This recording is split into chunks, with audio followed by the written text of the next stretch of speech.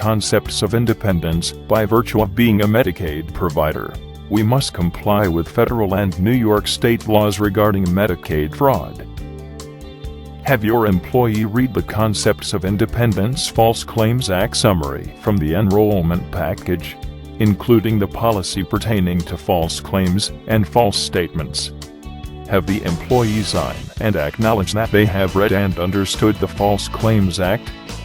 In addition, have the employee read the Deficit Reduction Act of 2005 that specifically states that a personal assistant will not be paid for any time the consumer stays in the hospital.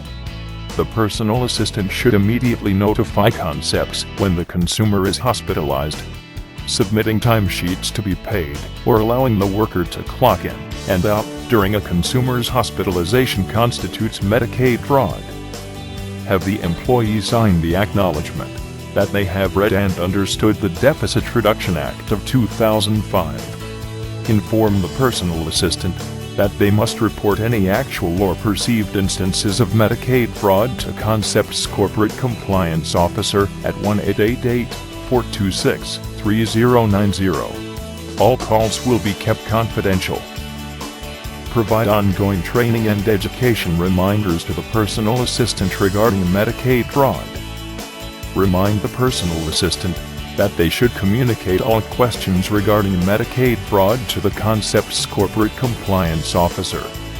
Encourage good faith reporting and participation in the Medicaid fraud compliance program and discuss consequences, up to including dismissal, for participation in non-compliant behavior.